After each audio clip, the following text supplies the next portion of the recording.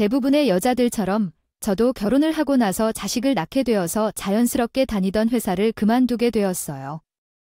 사실 가정을 꾸려나가면서 아이가 생기게 되니 회사 업무를 병행하기는 쉽지 않았어요.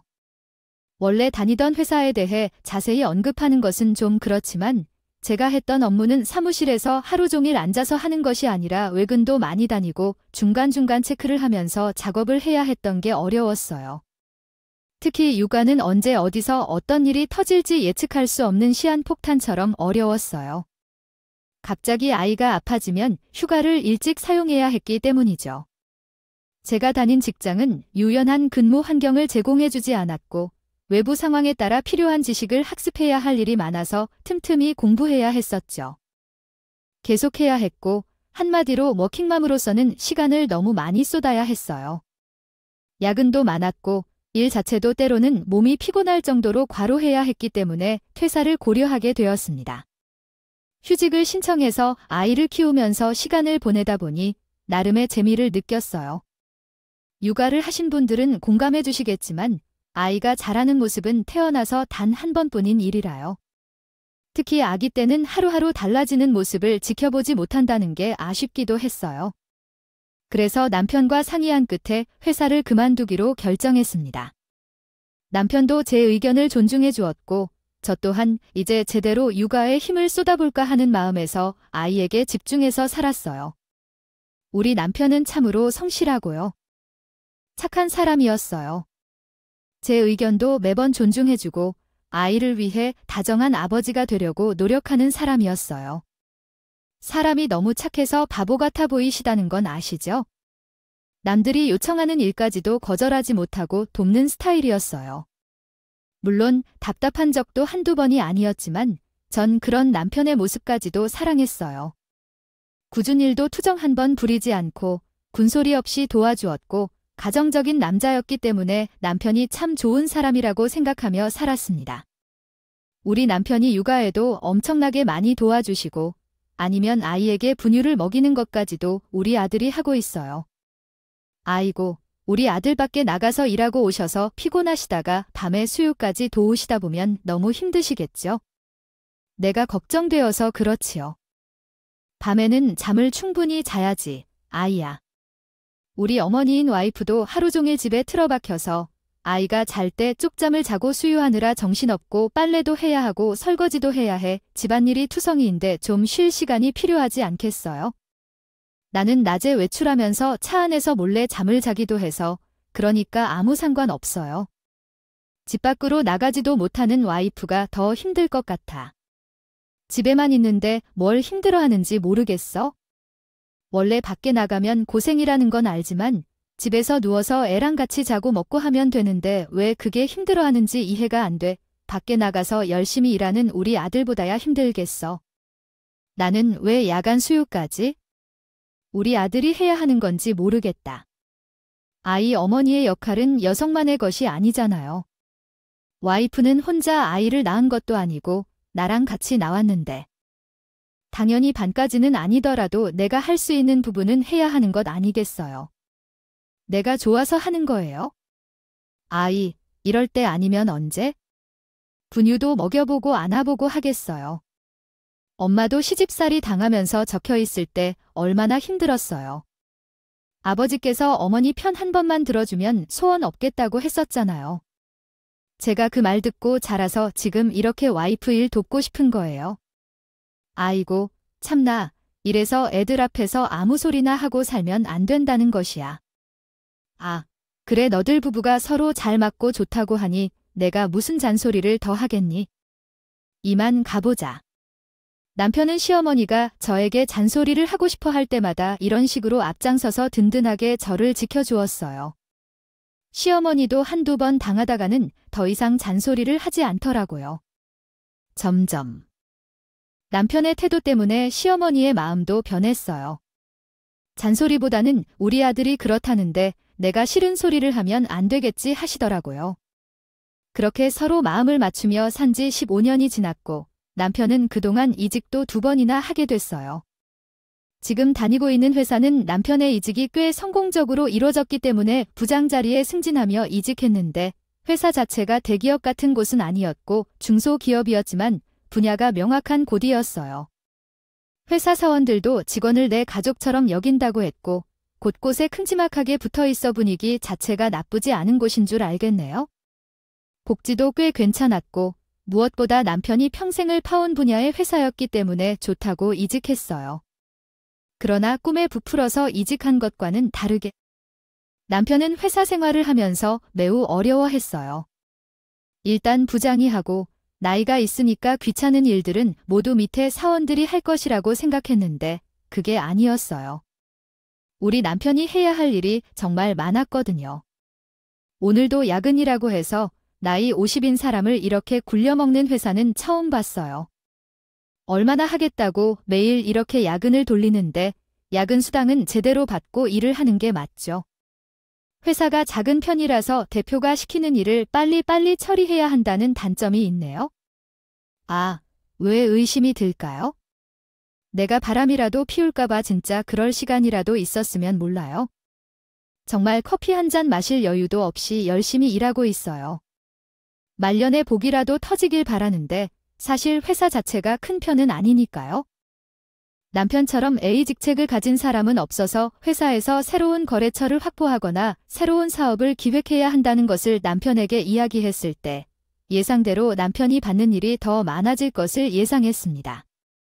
그런데 생각해도 이해가 안 가는 게 남편이 이렇게까지 바쁠 줄은 몰랐어요. 매번 집에 돌아오면 괴로운 표정만 짓고 매일 회사에서 어려운 일만 겪는다는 것도 이해가 안 되었고 일주일에 3-4번씩 야근을 하더라도 이해하기 어려웠어요. 나이가 50이나 된 나이라서 바람을 피우나 싶은 생각도 들었어요. 남편이 처음에 내 선안에 대해 바람에 대한 이야기를 꺼낸 것까지도 의심스러웠습니다. 제가 어피하게 어머니께 이야기해도 되는 것인지 의심스럽기도 했는데 아이들마저도 바람을 피우는 것 같다는 생각이 들어서 말이에요. 회사 일이 얼마나 바빠도 야근이 너무 많고 항상 죽상이에요. 예전에는 살림살이에 관심을 두었었지만 요즘은 집이 난장판이에요. 손나 별표라고 갖다가 하는 일이 있죠. 예를 들어 우리 아들이 어디서 바람을 피우는 아이니? 하긴 뭐 사람 속은 모르는 거라고 하긴 하지만 그래도 난 우리 아들을 의심 안 해. 차라리 그렇게 궁금하고 의심스러워한다면 미행을 해보라고 할지도 몰라요. 한번 해보고 깨지더라도 낫죠. 우리 아들이 바람을 피웠으면 내가 직접 그에게 말해야겠어요. 시어머니가 시큰둥하게 말을 했지만 부딪혀보라는 말이 귀에 확 꽂혔어요. 아, 그래. 한번 해보자는 생각이 들어서 나는 남편을 미행해봤어요. 출근할 때부터 뒤를 쫓아다녔죠. 하루만 해도 괜찮아. 일주일 동안은 아이들을 시어머니에게 맡겨놓고 미행을 했어. 우리 아이들은 다 초등학생과 중학생이었거든. 시어머니에게 간식만 주고 아이들을 학원에 잘 보내주라고 부탁했고, 그리고 남편 뒤를 쫓았어. 하지만 일주일 동안 정말 남편이 회사에만 있는 게 아니겠어. 정말 야근을 하는지 회사에서 피죽도 못 얻어먹는 사람처럼 피로한 얼굴로 퇴근하는 걸 보니까 남편이 정말 어렵게 일하고 있는구나라는 생각이 들었어. 그래서 남편에게 진심으로 미안한 마음이 들었어. 그래서 시어머니에게 사과를 했어? 아마 제 오해였는지도 몰라. 일주일 동안 남편을 따라다녀 봤는데 회사에 머물러 있는 게 아닌데다가 다른 일을 하는 것 같지도 않았어. 물론 저도 회사 내부로 잠입할 수는 없었지만 그의 표정만 보아도 회사에서의 업무가 얼마나 힘든지 알 것 같았어. 느껴졌어요. 집에 돌아올 때는 그나마 표정을 풀어서 오는 거였어요. 너무너무 미안하고 가슴이 아팠어요. 의심이 해소됐다. 다행이구나. 아, 그래도 우리 아들을 의심한 건 좀 너무했지? 그래도 사람이 살다 보면 말이야. 당연히 그런 의문도 품게 되고 의심도 하게 되는 법이야. 마음이 정확하지 않다는 걸 알았으니 그걸로 만족하고 살았으면 좋겠구나. 내 행동들을 비난할 이유도 없고, 나는 오히려 잘한 것 같다. 일주일 동안 아이들을 돌봐주시고 정말 감사했어요. 어머님, 이렇게 대인배처럼 저를 다 품어주시고 제 마음을 이해해 주실 거란 생각은 못했는데 정말 감사해요. 제가 앞으로 더 잘할게요. 남편에게도 힘이 되어주고 아이들도 잘 키우겠어요. 어머님과 함께 하고 싶어요. 아버지에게도 효도하겠습니다. 아, 설아. 지금처럼만 살아도 충분한데 더 잘하려고 하지 말자. 이제 와서 이야기하지만 처음에 우리 아들이 너를 감싸고 품 안에 가둬서 잔소리를 못하게 해 반감도 가져보고 시집살이도 시켜야겠다는 생각을 갖고 있었었는데 우리 아들이 혼자 나를 찾아왔어. 뭐야 그 이야기는 언제요? 신랑 초반에 이야기하시는 거야? 그래, 결혼한 지 1년도 안 된 때 나한테 그렇게 했대. 엄마가 얼마나 내가 고생하면서 키웠는지 기억하냐고 말하더라. 똑같이 당한 만큼 며느리를 괴롭히지 말고 그만큼 더 잘해줘야 한다는 생각을 가졌으면 좋겠다고 했지만 머리가 뜬 것 같아. 내가 당한 걸 굳이 며느리에게 고스란히 돌려줘야 한다는 생각을 왜 해야 할까? 나 자신이 그것을 생각했던 것 같아 너무나 부끄러웠다. 아들 때문에 나는 생각을 고쳐가며 그 후론 잔소리도 하지 않으려 하고 내 마음을 이해해보려 했었다. 저는 그가 어머님을 찾아가서 그런 말을 했던 줄 꿈에도 몰랐어요. 그런 일이 있었군요. 어째서일까? 어느 날부터 어머님 태도가 미묘하게 변해가셨어요. 우리 아들 덕에 너랑 이렇게 세월이 흐른 뒤에 잘 지내기 되지 않았겠죠. 그렇게 마음을 쓰는 아이였는데 바람을 피울 거란 생각은 전혀 하지 않았다. 그래도 우리 며느리가 의심을 하고 있다면 확실하게 해소를 하는 것이 좋을 것 같아서 나는 나서서 미행해보라고 말을 한 거예요. 남편의 그 넓은 마음에 너무나도 미안해서 쥐구멍이 숨고 싶을 정도였죠. 남편은 세월이 흘러도 여전히 나를 사랑하는데 나는 의심하고 있었다. 결국 그날 집으로 돌아가 퇴근하고 돌아온 남편에게 미행한 사실을 솔직하게 이야기하고 진심으로 사과했어요. 우리 남편은 미행한 사실에 황당해하면서도 이해해 주었죠. 내가 표정이 안 좋아 보였나 봐. 요즘 회사 업무가 너무 힘들어서 그런 것 같아서 걱정을 끼쳤구나 생각했어. 앞으로 조심할게. 내 행동이나 표정이 당신을 의심하게 만들고 마음을 상하게 했다는 것을 생각하지 못했어. 아니야, 내가 당신을 더 믿어야 했는데 내 상황만 고려한 것 같아 미안해. 그래도 요즘 왜 회사 업무가 이렇게 어려운지 궁금해. 처음 이직했을 때보다 오히려 지금이 더 어려워 보여서 그런 것일까? 회사에서의 마음을 계속해주세요. 들이랑도 잘 지내고 일내도 적응을 한 게 아니었어. 회사 자체는 문제가 있다기보다 회사 대표가 회사에만 일을 떠넘기고 나한테도 다 떠넘겨서 힘든 거야. 나도 내가 이 나이에 대표 뒤치닥 하는 건 생각 못했지? 어머, 그런 건 갑질 아니야. 대표가 회사에 대한 일뿐 아니라 다른 일도 다 시킨다는 건 한동안 왜 대표 갑질로 말을 많이 했었나 싶어. 당신도 그런 일을 당하고 있는 거야? 혹시 대표가 시킨 일을 거절하면 좌천당하고 연봉 삭감을 당하거나 그런 협박을 받고 있는 거면 이걸 고발해야 하는 게 아니야? 아휴, 회사와는 상관없는 일을 시키는 건 또 아니야. 아무래도 회사가 작아서 어쩔 수 없는 것 같아. 이전에 다니던 회사들보다 연봉이 많이 오르고 승진도 했지만 하지만 잠시 일이 너무 많아서 야근을 피할 수 없네. 반기를 들고 싶어도 이제 중학생이 되는 우리 아이들을 생각하면 그럴 수도 없고. 말이야, 내가 일찍 결혼한 친구들한테 들어보니까 중학생이 되면 나갈 돈이 2배 이상 든다고 하더라. 그런 거 다 따져보면 우리 노후 자금도 모아야 하니까 지금 회사에 붙어 있는 게 맞지? 아이, 그래도 당신이 갈 회사가 없는 것도 아니고. 지금이라도 다른 회사를 알아보는 건 어때? 나도 힘 좀 써볼게. 나이 50에 어디로 이직을 하겠어? 스카우트 제기가 오는 거면 몰라도 근데 나는 연구원도 아니니까 아마 힘들 거야. 앞으로 돈 들어갈 일이 태산인데 나이에 일을 그만둘 수 있는 것도 아니고. 내가 잘 버텨볼 테니까 너무 걱정하지 말고 당신은 늘 그래왔듯이 우리 아이들을 키우면서 자라면서 버텨줘. 알았어요. 그러한 말씀을 하시는데요. 제가 남편 걱정을 어떻게 안 할 수가 있겠어요. 저도 나름대로 남편을 위해 뒷바라지 열심히 해야겠다고 생각했었거든요. 그런데 어느 날 우리 남편의 표정이 너무 안 좋은 게 아니겠어요. 물론 평소에도 그다지 좋은 편은 아니었지만 이번에는 유독 나무 일이 있어 하는 표정으로 집에 돌아왔어요. 궁금해서 저는 참을 수가 없어요. 당신, 왜 그렇게 죽은 표정이야? 이번에도 무슨 일이 있었어? 회사 대표가 당신한테 뭐라고 했어? 워낙 거친 일이 많아서 뭐 때문인지 가늠이 안 되네. 아휴, 어쩌죠. 그게 없는 일이야. 대표가 억지를 부리고 있나 봐. 회사에서 프로젝트를 진행하는데 거래처와 물품 계약을 해야 했거든. 근데 물품 단가를 엄청 낮춰서 거래처와 계약하라고 시키는 거야?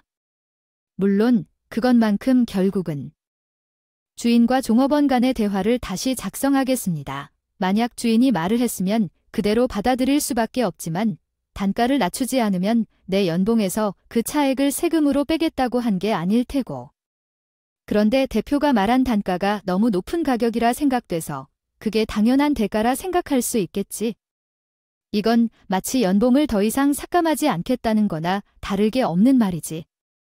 그래서 남편은 한숨을 내쉬며 이야기하고 있지만 저는 그 대화를 듣고 얼굴이 붉어지면서 화가 나서 말이야. 이게 정말 이해할 수 있는 말인가요? 거래처의 거래 단가를 낮추지 않으면 남편의 연봉에서 그 차액을 빼겠다는 것은 상식적이지 않은 말 아니에요? 그 대화를 듣고 정말 당황스러워서 언어가 막히는 느낌이 들더라고요. 이게 올바른 사업 방식인가요? 아니, 이건 너무 불공평한 일이 아니겠어요. 연봉을 삭감하겠다는 게 아니라거나 거래 차익을 빼겠다고 하는 것은 정말 어처구니 없는 일이죠. 함께 일하는 것이 불가능하다고 생각돼. 우리는 고용노동부에 신고를 해야 하지 않을까? 그렇게 그냥 넘어갈 수 없어. 신고하면 누가 했는지가 소문으로 퍼질 텐데 회사 대표는 그래서 걱정하더라. 고용노동부에 신고할 사람이 몇 명이나 되는지 여기서 터져나간 직원들은 동종업계로의 취업이 힘들어질 것이라고 말이야. 그 회사의 남편이 전직을 한 것도 남편이 그 분야에서 오랫동안 경력을 쌓아왔기 때문이었어. 이 중소기업은 신소재 모직을 개발하는데 우리 남편은 화학섬유 전공자였지 않지만 대략적인 방향부터 출발해서 소재에 대한 이해도가 높았고 개발에 필요한 부자재들의 거래처도 많이 알고 있었어. 계속 이 분야에서만 일을 해왔거든. 남편의 인맥이 넓다는 것은 맞지만 문제만 크게 만들어서는 안 돼. 그러면 다른 업계로의 전직이 어려워질 텐데. 하지만 내가 대기업에 취직할 수 있다고 무시하는 게 아니야.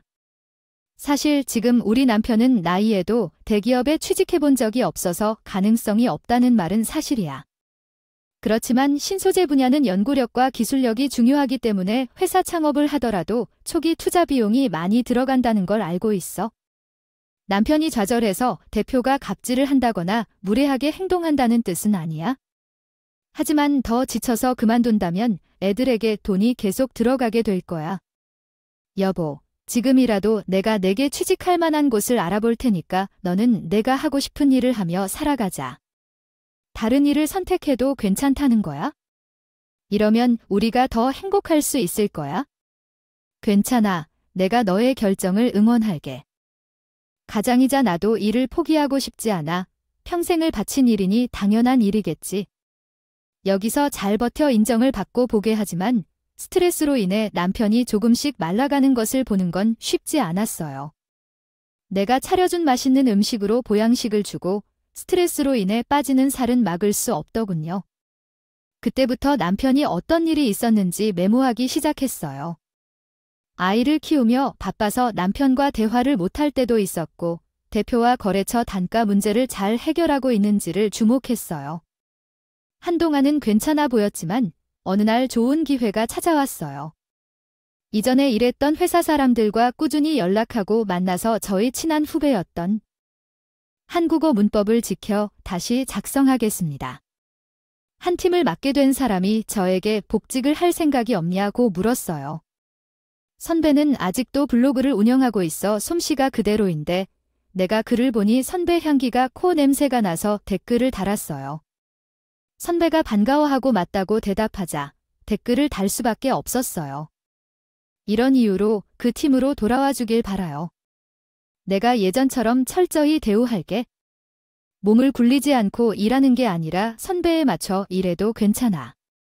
이젠 아이들이 중학생과 고학년이 되어서 학원 다니는 게 문제가 안 돼서 좋은 기회라고 생각돼. 게다가 남편이 일로 힘들어하니까 제가 금전적 부담을 덜어주면 좋겠다는 생각도 있어. 그래서 남편에게는 넌지시 복직을 하고 싶다고 말씀드렸어요. 이야기를 했고 남편은 제 의사를 존중해 주었어요. 특히나 우리 시어머니가 무척이나 좋아하셨죠. 아이 복직을 하려고 생각 중이라고 하니 받아주는 곳이 있다고 연락이라도 왔어요. 그래, 내가 그동안 너한테 돈 벌어 오란 소리 한 번도 한 적 없었잖아. 그게 단이가 부담을 가지게 될까 봐서 그랬던 건데 좋은 제안이 왔으면 받아들이는 것도 맞다고 생각해요. 거의 혼자 너무 생활비 부담을 가지는 것 같아서요. 아이들 학원비라도 보태줄 수 있으면 좋을 것 같기도 해요. 게다가 제가 같이 일했던 후배가 먼저 제안을 해줬는데 제 스케줄에 맞춰 줄 거라고도 하고 조건 자체는 좋은 것 같아요. 저도 5회 일이 쉽다고 해서 연봉은 최적 없지만 그래도 그게 어디예요. 아무래도 연봉이 서서히 올라가면 되는군요. 거지, 나이가 들수록 자신을 찾아야 하는 법이라고 원래 말이다. 집에만 있으면 너무 심심하고 재미없다고. 애들도 다 자라서 하고 싶은 것을 하면서 살아보는 게 좋지 않을까? 아이들에게 도움이 필요하면 내가 가서 도와주지. 걱정하지 말고. 시어머니는 꼭 필요한 말을 해주셔서 고마웠어요. 시어머니 말 덕분에 용기를 얻었고 결국 후배에게 복지를 할 수 있을지 물었습니다. 선배, 당연한 일 아니겠어요? 선배가 일할 때 얼마나 노력했는데 부장님도 당연히 알지. 우리 팀에 있던 김 과장이 이제는 부장이 되었다. 그 선배가 계속 노력했던 만큼 어디선가 지금 자리를 잡을 수 있지 않을까? 어쨌든 특채로 지금 이 기회를 준비해보는 건 어떨까요? 자리로 들어오는 걸로 할 테니까 경력이 있으니까 문제는 안 될 거야. 저는 그렇게 나이 50에 다시 한번 회사 생활을 하게 되었어요. 첫 출근을 하는 날 너무나도 떨렸지만 하던 가락이 있으니까 잘할 수 있을 거라 생각했어요. 남편도 저에게 아무런 걱정하지 말라고 했고 아이들과 시부모님의 응원까지 받으면서 첫 출근을 할 수 있었죠. 처음에는 정말 회사 내부 소개만 봤는데도 너무 바빠서 정신이 없었어요. 컴퓨터를 켰을 때는 멘탈이 나가는 줄 알았죠. 그동안 사용했던 모든 프로그램이나 결제를 올리는 방식, 회사 일 자체가 신식으로 바뀐 탓에 한참 고생을 해야 했거든요. 나이가 참 무색하고 처음 입사했던 때에는 더 복잡한 방법으로 여러 번 일을 했어도 어렵지 않았는데 이제는 클릭 한 번에 가능합니다. 다 가능한데 어렵다고는 해도 끊임없는 노력은 절대로 결과를 배신하지 않습니다. 회사 생활에서도 후배들과 잘 어울리며 적응을 해가며 점차 나아갈 수 있었고 결국에는 노가 되어 버렸습니다. 정말 15년 넘게 손을 놓고 있다가 다시 일을 시작하니 너무나도 재미있고 새롭습니다. 이렇게 사회생활을 꾸준히 함으로써 사람들의 인성과 사회성 발달에 도움이 된다는 것을 깨달았습니다. 소통하는 것이 즐거웠고 육아를 하면서는 지역 아이들의 친구 엄마들이 내 유일한 소통 대상이었습니다. 하지만 이제는 제 이야기도 나눌 수 있어서 정말 기쁩니다. 저는 늘 열심히 일해왔고 현재도 그러하다고 생각합니다. 어느 날 남편이 조심스럽게 물었다. 요즘 회사에서 바빠서 다음 주 금요일에 시간 괜찮으면 나랑 데이트할 수 있을까? 그 말에 나는 왜 나한테 취직한 기념으로 데이트를 신청하는 거냐고 했다. 그런데 남편은 갑자기 애 표정을 짓더니 무슨 이유에 그런 소리를 하는 거니? 회사 대표님이 환갑잔치를 하는데 나를 옆에 끌고 오려고 했어? 어떻게 그런 식으로 오해를 했지? 라며 말했다. 나도 이 말이 웃긴 것 같지만 환갑잔치가 화요일 저녁에 열릴 예정이라며 말했다. 회사 대표님 환갑잔치가 열릴 생각이라고 하더라. 직원들이 생각보다 많지 않았어. 직원 전부 가족들과 함께 참석할 예정이었어. 다른 직원들이 다 부인들을 데리고 온다고 해서 같이 가는 것이 가능한지 물어보려고 합니다. 나는 더 빨리 가고 싶었지만 상사에게 먼저 금요일 저녁에 칼퇴근이 가능한지 미리 말해보려고 합니다. 나는 언제 야근하게 될지 모르기 때문에 미리 통보하면 빼주실 것 같아서 최대한 먼저 가보기로 결정했습니다. 감사합니다. 그러면 나도 명단에 나를 적어 놓을게요. 만약 못 온다고 하면 약간 곤란할 것 같아서요. 혼자 있으면 대표가 놓칠 수 있는 일이 있을 거라 생각해서 남편에게도 솔직히 묻길 사무실에 명단을 적습니다. 대표가 갑질을 하기도 했지만 그 자리에 나까지 안 갈 경우 얼마나 무시를 당할지 생각했어요. 남편도 그 부분을 걱정한 것 같아서 최대한 일을 빼고 가보기로 했다는 말을 했습니다. 솔직히 말하자면 제 남편이 무시당할 일을 만들고 싶지 않았고 제가 다음날 출근할 것이라는 것을 미리 회사에 말해 두었어요. 금요일에는 예정된 사항이 있어 정시에 퇴근해 보겠다는 뜻을 했지만 이 역시 제 마음대로 되지 않았어요. 남편의 회사 대표의 환갑잔치가 그날인데 정시에 퇴근하고 남편과 함께 움직이려고 했는데 그런 날이 제 업무에 문제가 발생했어요. 그래서 1시간 정도 늦을 것 같다고 생각했어요.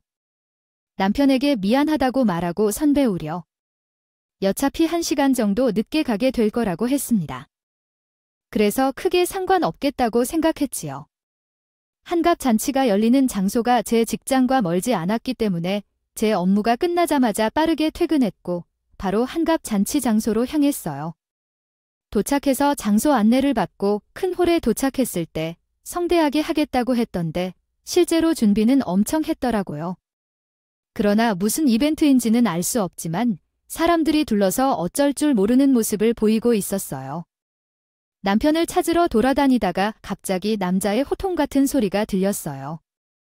사과를 하려면 진심껏 해야 한다는 법 아닌가요? 누가 그렇게 성의 없이 퉁치려고 하는 거죠? 아, 미안해. 내 말이 혼란스러웠죠? 그래, 이제 이야기가 좀 들리네요. 목소리가 크게 울려 퍼지는 홀 전체를 어루만져서 사람들 사이를 파고 들어갔더니 중앙에는 우리 남편이 무릎을 꿇고 있고 그 앞에 흰머리에 양복을 입은 사람이 있었어요. 바로 대표인 것 같아서 당황했고 어떤 행동을 해야 할지 모르겠었어요. 환갑잔치에서 왜 대표가 울그락불그락 소리를 내며 있었는지 알았고 우리 남편이 어떤 실수를 했는지 의심스러워서 그 눈치만 살았죠. 분명히 가족 전부 알아와 있었는데 왜 반항을 하는지 궁금해했어요. 아, 왜 안 데리고 왔냐 라며 놀라서 뛰쳐나갔어요. 대표의 이야기를 들어보니 내가 오지 않아서 남편이 무릎을 꿇고 있어야 한다고 생각했던 모양이었답니다. 황당했죠. 저는 이 사람 한 사람인데요. 회사 업무가 늦게 끝나서 조금 늦었어요. 하지만 그렇다고 해서 전 직원들이 보는 앞에서 무릎을 꿇어야 하는 일인가요? 여보세요. 일어나세요. 왜 무릎을 꿇고 있어요? 제 성질이 뻗쳐서 조금 강하게 말했는데도 우리 남편이 고개를 푹 숙이고 아무 말도 못하고 있더라고요. 제가 그래서 막 일을 켰어요. 직원들 앞에서 이게 무슨 일인지 우리 남편에게 이런 수치심을 줄 일도 아닌데요. 너무 화가 났죠? 그랬더니 회사 대표라는 분이 피식 웃는 것이 아니겠어요. 내가 시키는 일 하나 제대로 못하는 주제 아이 마누라 필라고 고개를 숙이고 이불을 엎고 다물고 있어요. 왜 나한테 반항을 하고 싶은 거야?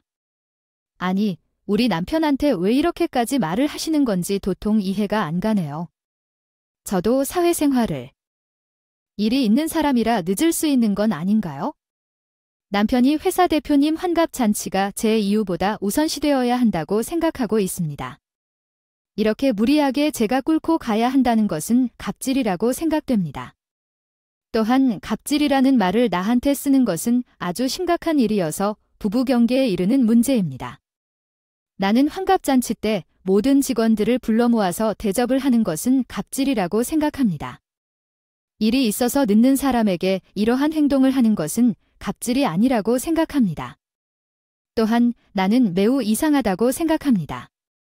또한 나는 회사 직원도 아니고 대표님 환갑잔치에 참석해야 할 이유가 있을까요? 그리고 본인의 환갑잔치 때 직원들을 강제로 불러서 대접하는 것 또한 이상한 행동이라고 생각합니다. 갑질에 대해서는 조심해야 합니다. 박 부장이 어디서 그런 짓을 하는지 한번 확인해 보라고. 이게 갑질인지 아닌지 몰라. 난 직원들의 복지를 챙기겠다고 해서 유사한 장소를 빌려서 무료로 음식을 제공하는데 왜 갑질인가?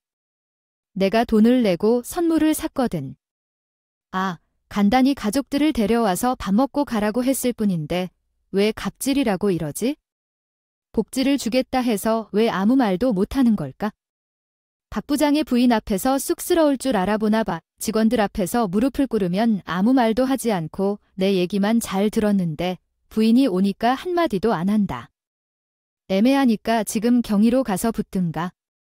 그런데 끼는 말을 가지면서 이야기하는데 너무 놀라서 아무 말이 나오질 않았어. 금요일 저녁에 가족들이랑 집에서 편안하게 이야기하면서 밥 먹는 게 좋겠지? 굳이 회사 대표의 성년을 올려서. 잔치에 참석해서 손뼉을 치며 억지로 울음을 흘리는 것이 진정한 복지가 있는 거예요. 다 자기사리를 사욕을 챙기려고 과시하고 싶은 마음에 벌인 일이면서 정작 직원들의 마음은 모르는 주제인 복지라는 이야기를 하고 있는 게 기가 막히더라고 해요. 사실 제가 이런 자리에서 터뜨리려고 했던 것은 아니었지만 저도 열리잖아요. 그동안 저희 남편이 얼마나 가정에 충실했고 저를 위한 방패가 되어 주었는데 지금 제가 우리 남편의 든든한 방패가 되어줘야 한다는 생각이 들더라고요. 가만히 넘어가면 안 되겠죠? 제가 당당하게 대표 앞으로 다가가서 명함을 하나 내비쳤어요. 대표가 겪는 진로 뭐야 하는데 내 명함을 확 낚아 채가서 보더라고요. 그러자 얼굴색이 점점 시커멀게 변하는데 그 모습이 마치 애니메이션에 등장하는 악당이 당하는 얼굴과 똑 닮았어요. 통쾌한 느낌이 느껴졌었어요. 아니, 잠깐만.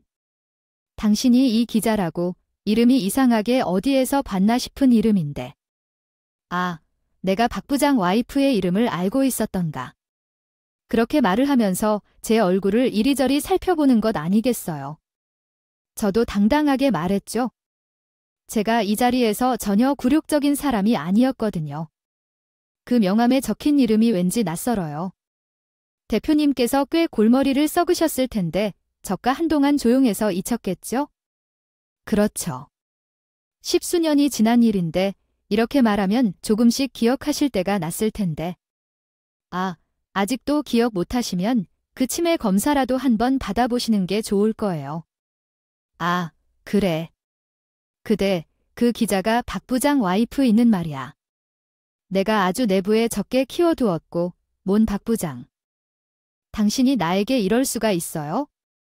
내 와이프 덕분에 얼마나 머리 아픈 일을 겪었는데 정말 다행이지요. 부부가 함께 저에게 사과를 해야 할 것 같네요. 기가 막혀요.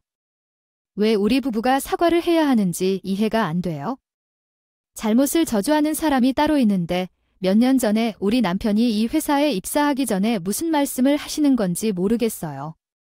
오늘 있었던 일들은 그냥 넘어가기 힘듭니다. 어떻게든 해결책을 찾아야겠어요. 아, 의사라도 터트리는 증거가 있어요. 박 부장이 회사에 큰 손실을 입혔다는 것을 증명합니다. 그저 직원들에게 본보기를 보여준 것뿐이에요. 박 부장이 거래 단가를 조절했다면 우리 회사 재정 상황은 더 좋았을 거라고 생각해요. 회사 일을 하다 보면 이렇고 저렇고 다양한 일이 있죠.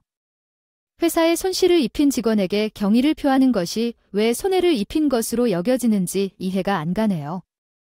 무릎을 꿇지 않을 테니까 대표님.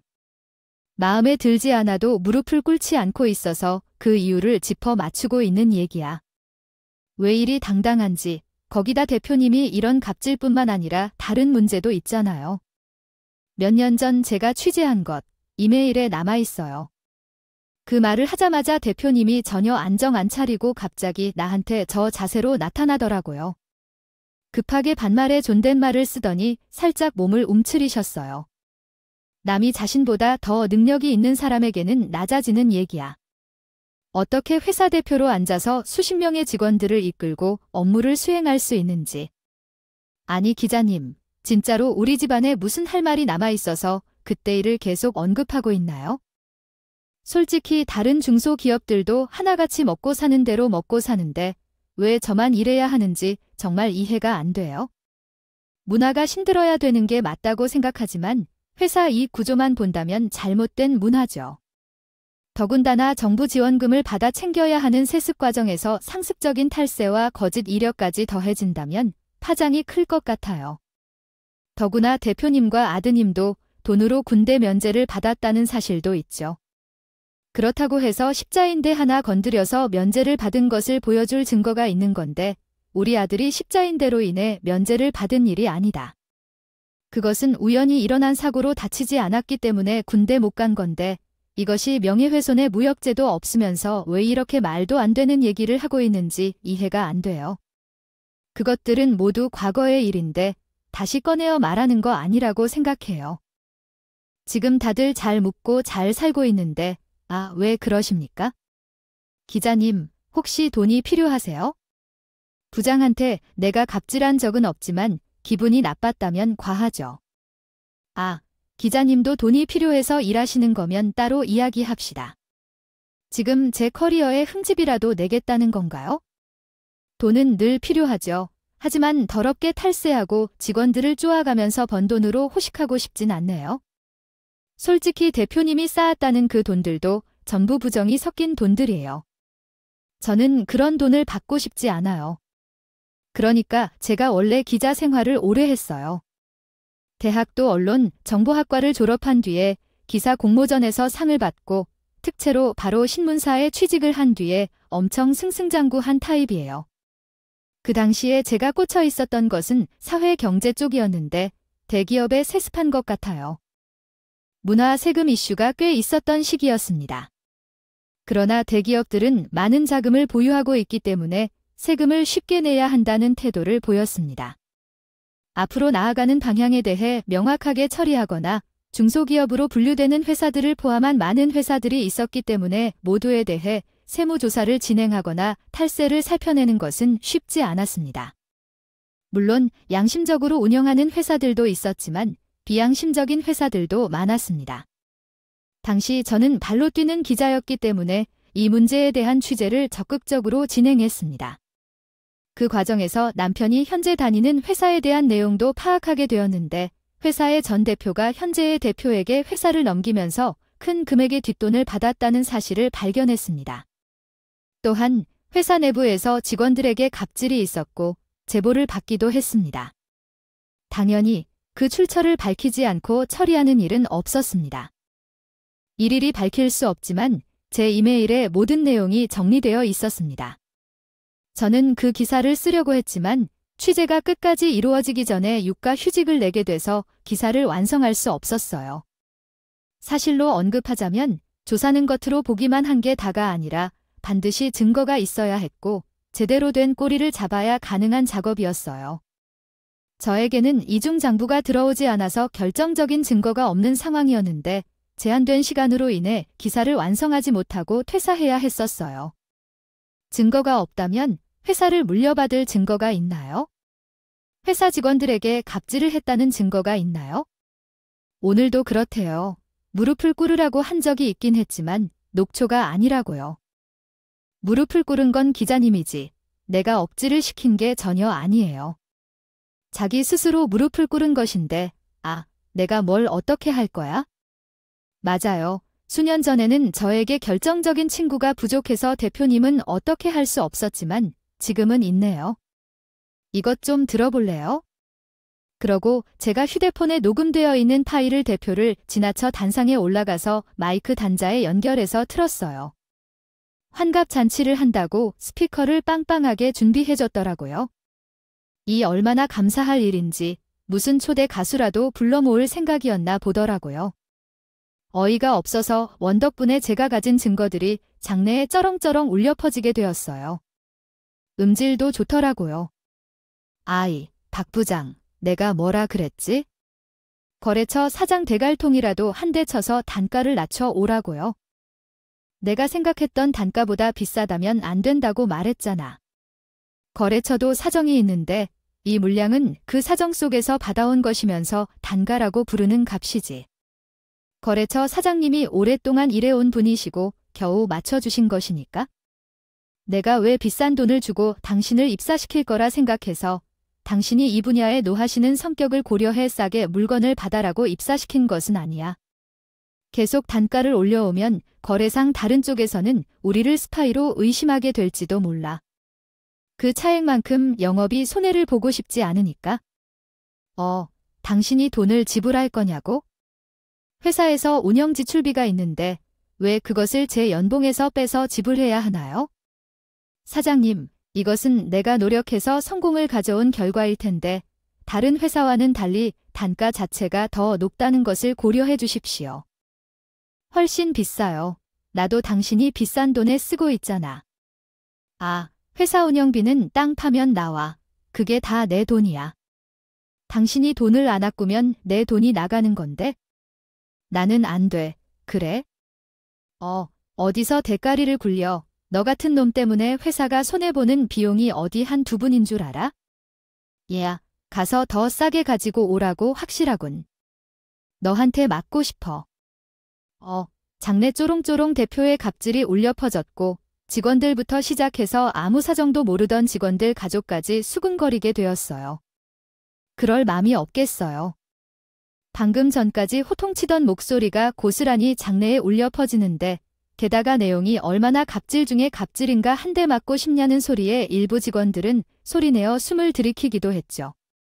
대표의 얼굴은요. 사색이 되어서 어떻게 해야 할지 몰랐어요. 저 마이크 좀 끄겠나? 얼른, 이건 다 저 인간들이 수를 쓰는 거야.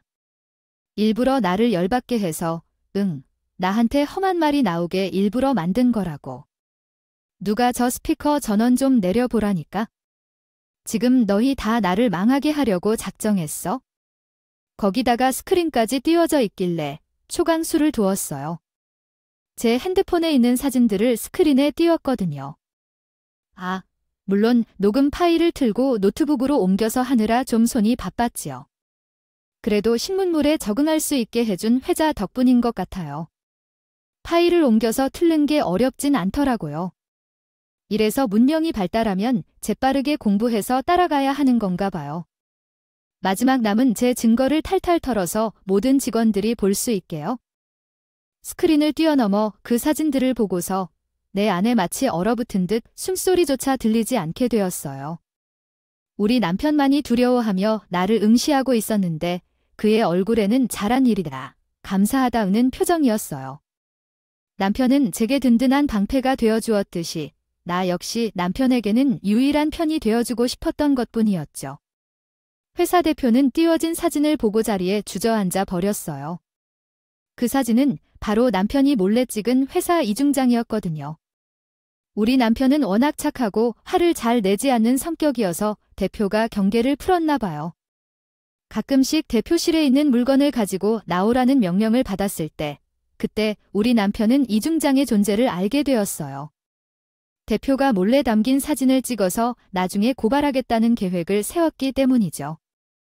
가지고 있었던 것이었죠. 제가 어떻게 이걸 손에 넣게 되었느냐 궁금하시죠? 환갑잔치를 하다가 보낸 초대장에 대표 얼굴이 떡하니 찍혀 있었는데 이 사람이 너무 낯익은 거예요. 사실 세월이 좀 지나서 긴가민가는 했는데 결혼하기 전 몇 년 동안 취재했던 사장들 얼굴 중 하나인데 기억을 못하겠어요. 여보, 당신 회사 대표 얼굴이 참 나시네. 혹시 당신은 회사 중간에 이름을 바꾸기로 한 건가요? 회사 이름이 제가 알고 있던 회사 이름이 아니라서. 맞아. 내가 이직하기 몇 년 전에 이름을 한번 바꿨다고 하더라. 이름이 너무 구식이라 신소재 개발이 그 신식 이름으로 하는 게 좋을 것 같다고 말이야. 저는 바뀌기 전 이름만 알고 있었거든요. 그러니 제가 하고 있었던 취재를 계속할 것으로는 생각하지 않았는데 남편이 이야기를 시작해서 장부의 녹음 파일까지 듣고 나서 제 생각이 바뀌었어요. 제가 보관하고 있던 이메일을 열어서 취재했던 내용들을 모두 재검토할 수 있었고 이번에 아주 좋은 기회로 신문사에서 다시 일을 하게 되었죠. 첫 기사로 어떤 것을 내야 하는지 많은 고민을 했는데 아무도 예상치 못했던 이야기가 들려오는군요. 회사 대표의 부정행위부터 세무탈세, 횡령, 갑질까지 있는데 제일 먼저 실어야 할 좋은 소재는 아닐까 생각해요. 복귀한 후 화려하게 첫 기사를 내는 것이 좋을 것 같죠. 저는 누구보다도 가장 성은 K는데 웃으면서 이야기를 하는 모습을 보니 회사 대표가 울면서 제게 사과를 하고 그 앞날이 움직이는 모습이 그렇게 확실하게 우리 남편한테는 무릎을 꿇도록 요청한다고 할래요.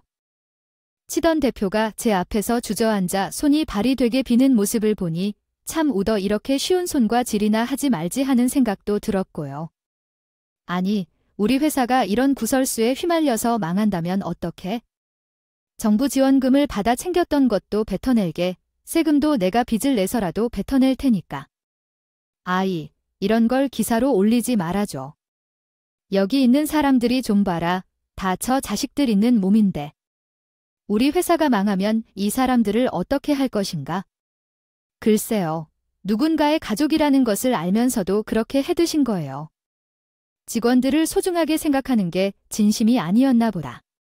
지금도 겨우 모면책으로 하는 말이 이 직원들은 어디로 가냐? 이딴 소리잖아요. 대표님 하나 없다고 회사가 망하는 건 아닐 텐데요. 다른 경영자가 와서 경영을 하거나 더 큰 회사에서 꿀꺽하겠나요? 되면 직원들의 복지가 훨씬 좋아지는 게 아닐까? 우리 아버지 때부터 이어내려온가 하는데 내가 망가뜨리면 안 되겠지 않나. 박 부장, 내가 승진도 지켜주고 연봉도 올려주고 더 이상은 갑질 안 할 거야. 내가 갑자기 하면 사람이 아니야. 우리 직원들과 그 가족들처럼 잘할 거야. 우리 회사 망해봐야 부장이나 기자님이 둘 다 좋은 일이라니 저희한테 왜 안 좋은 거예요? 어차피 능력 있는 사람들이면 너도 나도 모시거나 할 거면 대표님도 직원들한테 갑절할 때는 그렇게 신나서 해놓고 저도 지금 갑절 한번 해볼게요. 기자가 얼마나 무서운 직업인지 잘 아시는 분이 왜 이러시는 걸까? 아니, 박 부장, 와이프가 기자인 줄 알았으면 그것도 거기서 거기지요. 끈질기게 물건을 얻어왔던 사람이라고 생각했던 것 같습니다. 그러나 내가 잘못했다고 노인에게 사죄하고 용서를 구하는 도덕적인 품성도 있어야 합니다. 떠나는 길에는 이미 배가 떠났고 이미 초구를 넘어섰기 때문에 다음 주에 최종 확인이 나와야만 합니다. 확인이 나오면 모든 것이 잘 해결될 것이라 생각합니다. 그래서 망연자실해도 아무 소용이 없다고 생각했어요. 직원들은 하나같이 소리를 지르거나 욕 섞인 말을 하는 사람도 있었지만 회사 대표는 냉담한 표정으로 내 뒤를 쳐다보더라고요. 저는 고개를 숙이고 남편의 팔을 잡고 나왔습니다. 그 후 월요일에 기사를 탈구해라는 말을 듣고 마지막 순간에 모든 증거를 꺼내어 칼럼 형식의 기사를 썼고 남편은 같이 나왔습니다. 당당하게 사표를 내밀었습니다. 솔직히 이런 일까지 벌일 줄 몰랐는데 어떻게 그 회사에 남아 있을 수 있겠어요. 동종업계로 이직할 수 없을 것이라고 확언했던 회사 대표는 갑질과 탈세, 이중장부 등으로 재판을 받게 되었고 우리 남편은 그 이후로 이력서를 철저히 다 돌리고 제가 취직할 수 있도록 열정적으로 도왔기 때문에 이제 성공했어요. 연봉은 동결이었지만 그것이 문제가 될는지요? 이전 회사 대표는 벌이 많이 매달려 있어서 지금도 재판 중이고 앞으로 더 2년은 걸릴 것 같아요. 저랑 남편은 검찰 측 증인으로 한 번 증인석에 섰었어요. 색다른 경험이었죠. 매우 긴장되었고 재판에서는 위증 없이 정확하게 증언을 했으니 판단은 잘 판단해 주시겠죠. 정의는 승리하는 바가니 저와 남편은 앞으로도 아이들이 부끄럽지 않도록 정말 정직하게 일하며 살도록 노력할 예정입니다. 이런 일이 다시는 2번 일어나지 않는 사회가 오길 바라며 이렇게 글을 마치겠습니다. 저의 이야기에 귀 기울여 주신 모든 분들께 늘 행복과 행운이 가득하길 바라겠습니다.